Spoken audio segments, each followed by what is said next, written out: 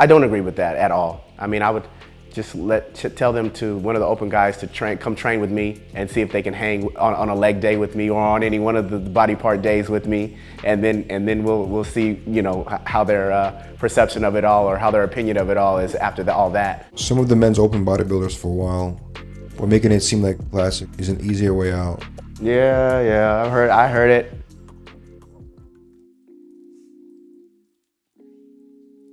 So what do you think about a guy like, for instance, Regan Grimes, or somebody like him? You guys like that over there that go in Classic, then they go back to men's open, back to Classic, back to men's open. So when you see that happening, how do you feel about that? I think Regan needs to choose.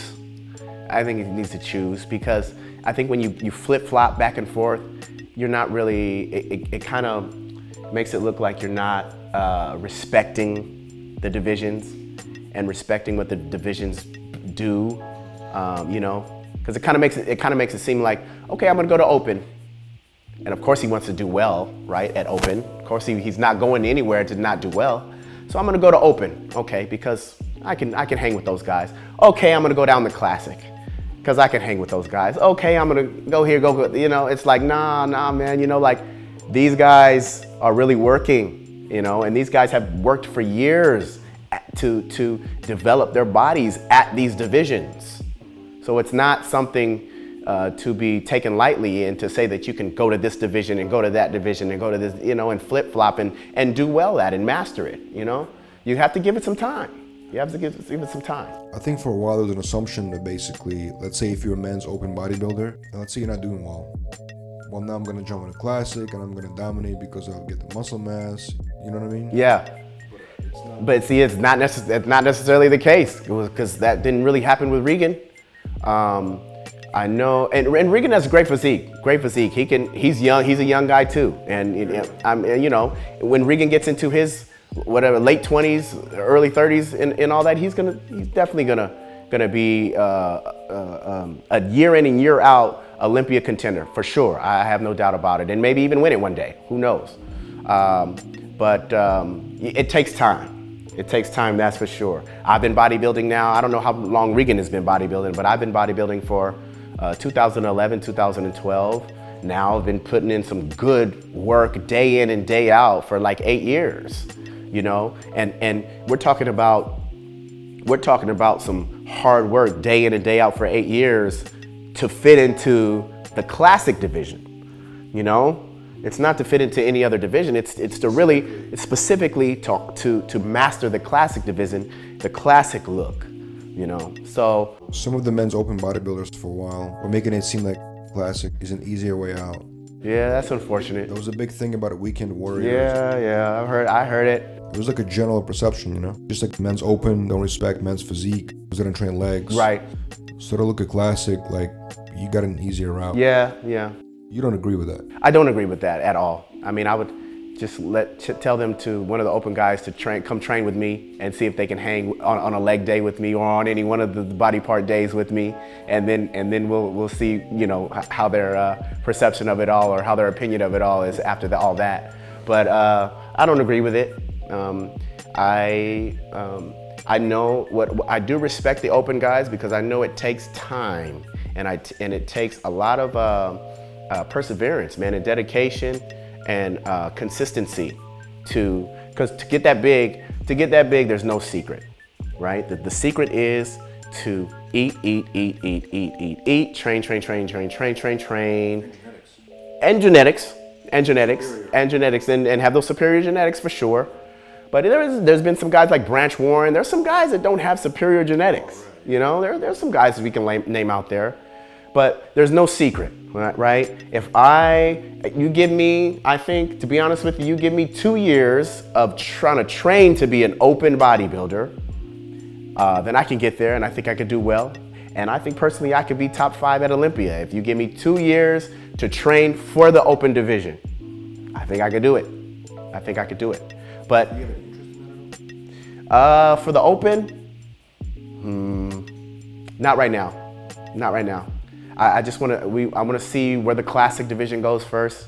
I want to see where the sport goes first, you know, before I kind of make any decision like that to go in any other division. Do you think the men's open division is kind of diminishing? And in some ways, Classic is taking the fans of the sport and they're gravitating towards it more on a level of just observing. Do you feel that at all? I think the men's open is always going to have the fans' fascination. I think that freaky, look is always going to be there as far as, what we look at and what we want to see as far as entertainment is concerned. So I don't think that's ever going to go anywhere. But at the same time, I do think Classic can catch up to it, as far as popularity, as far as kind of headlining the sport and really being something that the fans really want to see just as much as open. I really do think that, and I really do think that that can be coming here really soon. I think it really happen fast.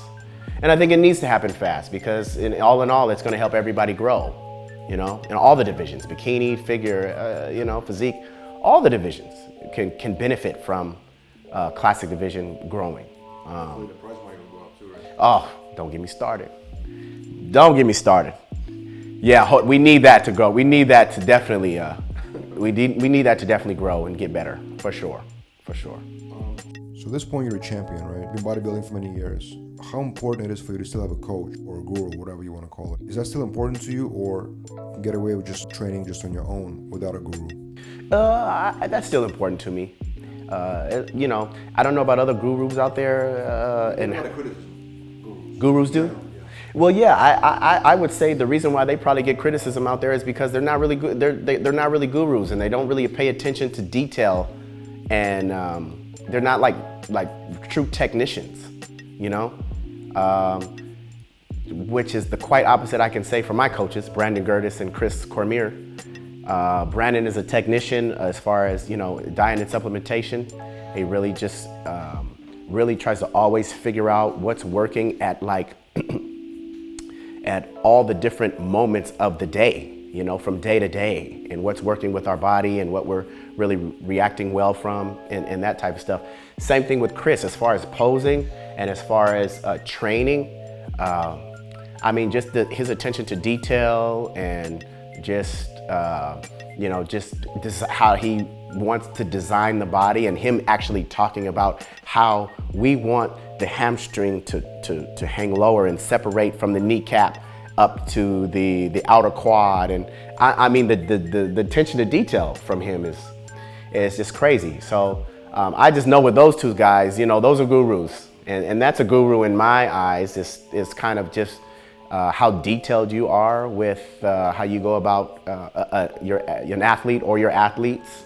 And I kind of think that maybe guru is used a little loosely if they're not that detailed, because I think that they should be, especially with guys that are on this level, with guys that are on this level and guys that are on, trying to get these titles, man, at the O. We need all the little ins and outs and the detailed work that we can. We're always trying to find an edge, So we definitely can't do that by ourselves. Not by ourselves. Some bodybuilders get criticism because they just blindly follow a guru. Like they don't necessarily have the knowledge, maybe.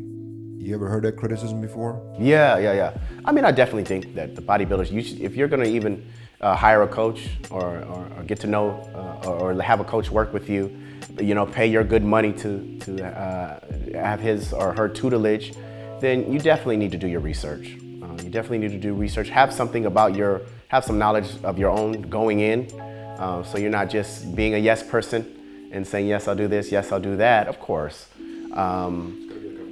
Yeah, it's a mutual thing. And also, on the guru side, of course, they should be real gurus and they should have some knowledge, whether it's book knowledge, whether it's having done it knowledge, having been into the trenches and doing this thing, competing, and being able to walk in the shoes, whether it's that knowledge. But yeah, you come to them and you pay the money to them to know more than you, to give you things that you didn't know before, and continually on as well.